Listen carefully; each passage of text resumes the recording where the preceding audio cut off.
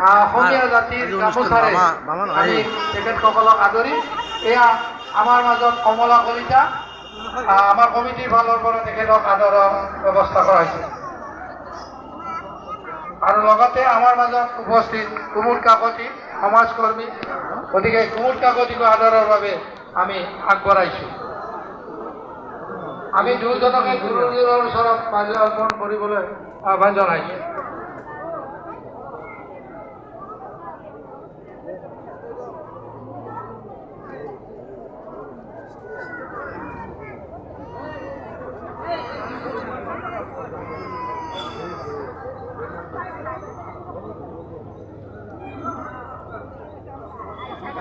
আমাৰ কইতে ভুল হয়েছি হ্যাঁ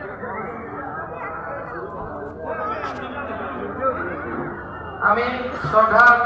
সমাজকৰ্মী কমলা কলিতা ডাঙৰীয়া আমাৰ এই অনুষ্ঠান ভাগি তেখেতেও বহুদিনৰ পৰা আহি আমাক উৎসাহিত কৰি আহিছে এই সুযোগতে তেখেতক দুই এষাৰ এই উৎসৱটোৰ ওপৰত মন্তব্য ৰাখিবলৈ আগবঢ়াইছে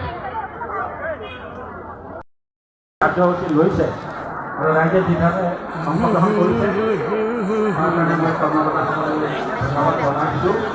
এতিয়া কথা কোৱাৰ সময় নহয় বিভিন্ন কাৰ্যসূচী চলি আছে ইয়াত আগতেও মই কেইবাবাৰো আহিছোঁ অনুষ্ঠানত অংশগ্ৰহণ কৰিছোঁ ভৱিষ্যতে আহি থাকিম এটা কথা কৈছোঁ যে মই চাকৰিৰ পৰা অৱসৰ লোৱাৰ পিছত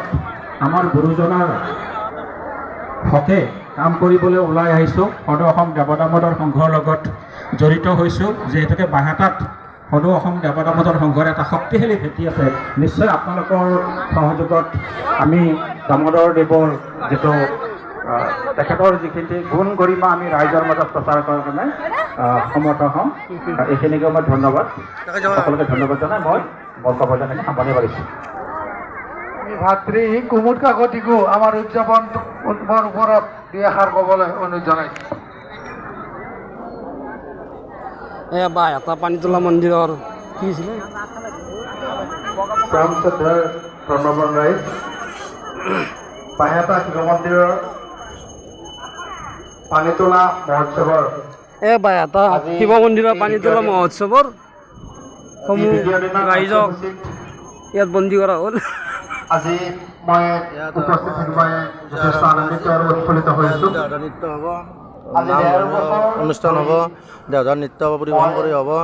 আৰু আমাৰ ইয়াৰ পুৰা দিনটো আজি দেওধাৰ দ্বাৰাই চলি থাকিব আমাৰ 10-12জন দেওধা আছে ইয়াত আমি ঢোল বজাবলৈ আহিছোঁ ইয়াত